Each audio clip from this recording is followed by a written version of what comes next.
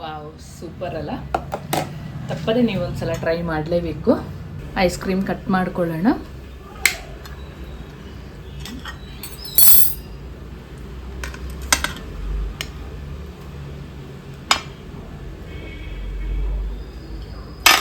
ನೋಡಿ, ಈ ರೀತಿಯಲ್ಲಿ ಐಸ್ ಕ್ರೀಮ್ ರೆಡಿಯಾಗಿದೆ. ಬಹಳ ಸುಲಭ ವಿಧಾನದಲ್ಲಿ ನಾನು ತೋರಿಸ್ಕೊಟ್ಟಿದ್ದೀನಿ. ತಪ್ಪದೇ ಒಂದು ಸಲ ಟ್ರೈ ಮಾಡಿ ನೀವು.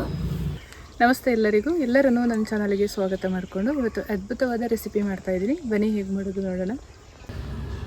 ಒಂದು ಪಾತ್ರೆ ಬಿಸಿಗೆ ಇಟ್ಕೊಂಡು ಅರ್ಧ ಲೀಟ್ರ್ ಹಾಲನ್ನು ಕಾಯಿಸ್ಕೊಳ್ಳೋಣ.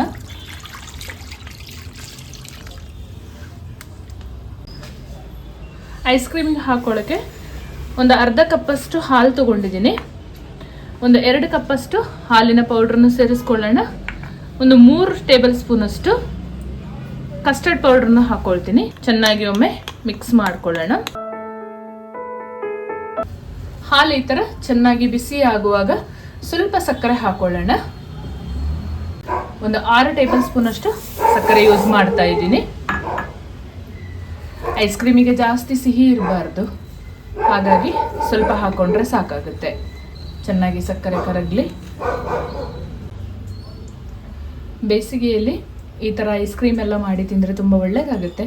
ಅಂಗಡಿಯಿಂದ ತರೋದಕ್ಕಿಂತ ನಾವೇ ಮಾಡಿದ್ರೆ ತುಂಬ ಹೆಲ್ದಿಯಾಗಿ ಕೂಡ ಇರುತ್ತೆ. ಸಕ್ಕರೆ ಕರಗಿದೆ. ಕಲಸಿ ಇಟ್ಕೊಂಡ ಕಸ್ಟರ್ಡ್ ಹಾಲನ್ನು ಹಾಕೊಳ್ಳೋಣ. ನಿಧಾನ ಉರಿಯಲ್ಲಿ ಚೆನ್ನಾಗಿ ಮಿಕ್ಸ್ ಮಾಡ್ಕೋಬೇಕು. ಇದೊಂದು 5 ನಿಮಿಷದಲ್ಲೆಲ್ಲ ಗಟ್ಟಿ ಆಗುತ್ತೆ. ಆಮೇಲೆ ಒಂದು ಪಾತ್ರೆಗೆ ಹಾಕೊಂಡು ತಣ್ಣಗಾದ್ಮೇಲೆ ಫ್ರಿಜ್ಜಲ್ಲಿ 1 ಅವರ್ ಇಡುವಂಥದ್ದು.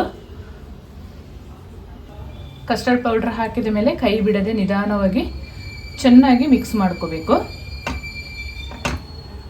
ಈ ಹದದಲ್ಲಿ ಗಟ್ಟಿಯಾಗುವಾಗ ಸ್ವಲ್ಪ ವನಿಲಾ ಎಸೆನ್ಸನ್ನು ಹಾಕೊಳ್ಳೋಣ. ಚೆನ್ನಾಗಿ ಮಿಕ್ಸ್ ಮಾಡಿಕೊಂಡು ಒಂದು ಸ್ವಲ್ಪ ಯೆಲ್ಲೋ ಕಲರ್ ಫುಡ್ ಕಲರನ್ನು ಹಾಕೊಳ್ಳೋಣ. ಬೇಕಿದ್ರೆ ಹಾಕೊಳ್ಬೋದು, ಇಲ್ಲಾಂದರೆ ಸ್ಕಿಪ್ ಮಾಡಿ ನೀವು. ನಾನೊಂದು ಸ್ವಲ್ಪ ಹಾಕೊಳ್ತೀನಿ.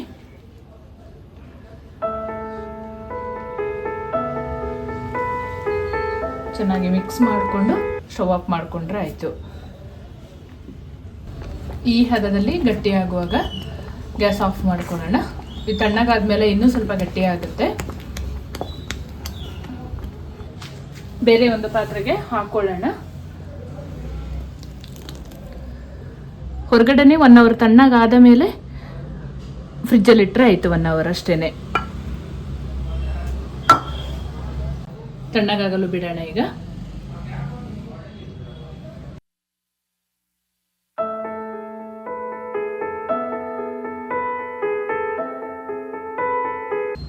ಅದು ತಣ್ಣಗಾಗುವಷ್ಟರಲ್ಲಿ ಈ ಥರ ವಿಪ್ಪಿಂಗ್ ಕ್ರೀಮನ್ನು ತೊಗೊಳ್ಳೋಣ. ನಾವು ಕೇಕಿಗೆಲ್ಲ ಹಾಕ್ತೀವಲ್ಲ, ಅದೇ ಹೆವಿ ಕ್ರೀಮನ್ನು ತೊಗೊಂಡಿದ್ದೀನಿ. ನೀವು ಫ್ರೆಶ್ ಕ್ರೀಮ್ ಆದರೂ ತೊಗೋಬಹುದು. ನಾವು 1 ಕಪ್ಪಷ್ಟು ಹಾಕೊಳ್ತಾ ಇದ್ದೀನಿ. ಒಂದು ಬೌಲ್ ತೊಗೊಂಡು ಇದನ್ನು ಚೆನ್ನಾಗಿ ಬೀಟ್ ಮಾಡ್ಕೋಬೇಕು. ವಿಸ್ಕರ್ ಸಹಾಯದಿಂದಾದರೂ ಬೀಟ್ ಮಾಡ್ಬೋದು, ಅಲ್ಲ ನಿಮ್ಮ ಹತ್ರ ಬೀಟರ್ ಇದ್ದರೆ ಅದರಿಂದಾದರೂ ಬೀಟ್ ಮಾಡ್ಕೋಬೋದು.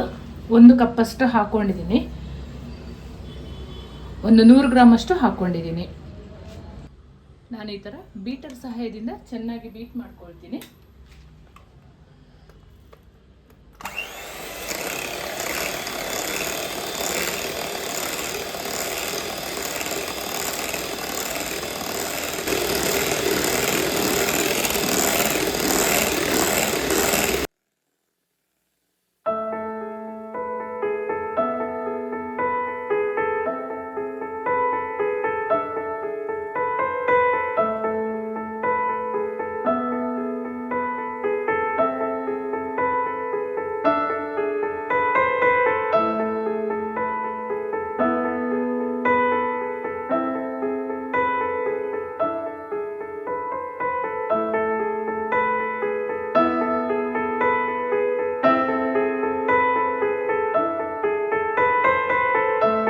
ಈ ಹದದಲ್ಲಿ ರೆಡಿ ಮಾಡಿಕೊಂಡ್ರೆ ಆಯಿತು ಕ್ರೀಮನ್ನು.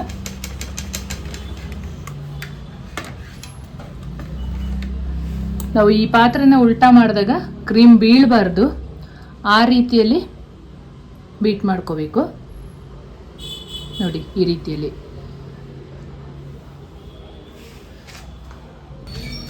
ನಮ್ಮ ಕಸ್ಟರ್ಡ್ ರೆಡಿ ಮಾಡಿ ಇಟ್ಕೊಂಡಿದ್ದನ್ನು ನೋಡಿ 1 ಅವರ್ ಫ್ರಿಜ್ಜಲ್ಲಿ ಇಟ್ಟಿದೆ. ಒಮ್ಮೆ ಮಿಕ್ಸ್ ಮಾಡ್ಕೊಳ್ಳೋಣ ಇದನ್ನು.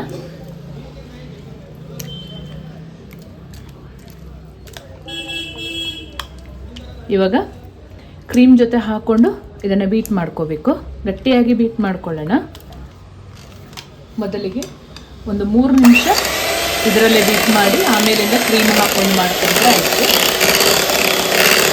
ಕಸ್ಟರ್ಡ್ನ ಈ ಥರ ಬೀಟ್ ಮಾಡಿ ಆದ ಮೇಲೆ ಒಂದು 3 ನಿಮಿಷ ಮಾಡ್ಕೊಂಡಾದ ಮೇಲೆ ಕ್ರೀಮ್ ಹಾಕ್ಕೊಂಡು ಮಿಕ್ಸ್ ಮಾಡ್ತಾ ಬೀಟ್ ಮಾಡ್ಕೋಬೇಕು.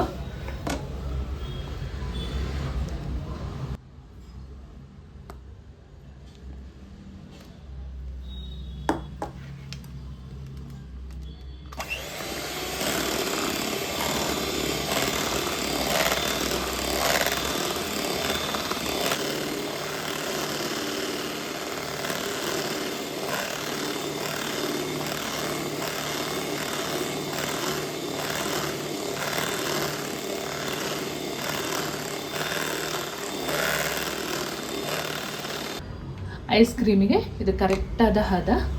ಇವಾಗ ಒಂದು ಡಬ್ಬಿಗೆ ಹಾಕಿ 6 ಅವರು ಫ್ರೀಝರಲ್ಲಿ ಇಡಬೇಕು.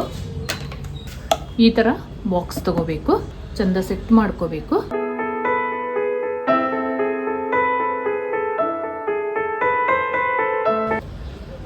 ಈ ರೀತಿಯಲ್ಲಿ ಡಬ್ಬಿಗೆ ಹಾಕ್ಕೊಂಡು ಟೈಟಾದ ಮುಚ್ಚಳ ಹಾಕಿ ಫ್ರೀಝರಲ್ಲಿ ಇಡೋಣ.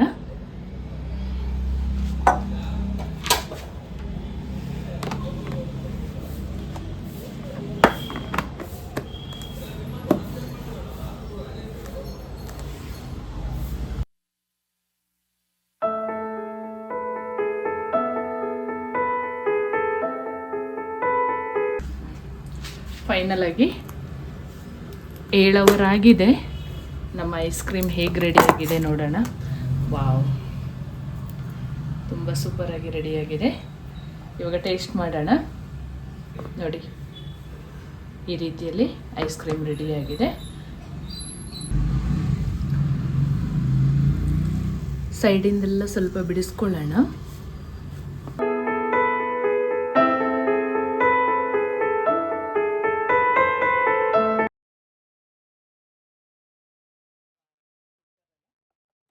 ತಪ್ಪದೆ ನೀವು ಒಂದ್ಸಲ ಟ್ರೈ ಮಾಡಲೇಬೇಕು. ಮೇಲ್ಗಡೆಗೆ ಸ್ವಲ್ಪ ಕಟ್ ಮಾಡಿದ ಪಿಸ್ತಾ ಪೀಸಸನ್ನು ಹಾಕೊಳ್ಳೋಣ.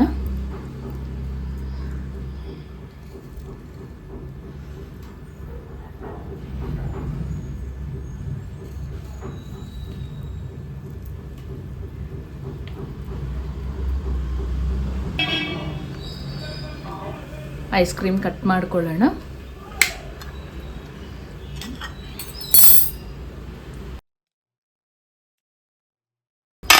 ನೋಡಿ, ಈ ರೀತಿಯಲ್ಲಿ ಐಸ್ ಕ್ರೀಮ್ ರೆಡಿಯಾಗಿದೆ. ಬಹಳ ಸುಲಭ ವಿಧಾನದಲ್ಲಿ ನಾನು ತೋರಿಸ್ಕೊಟ್ಟಿದ್ದೀನಿ. ತಪ್ಪದೇ ಒಂದು ಸಲ ಟ್ರೈ ಮಾಡಿ ನೀವು.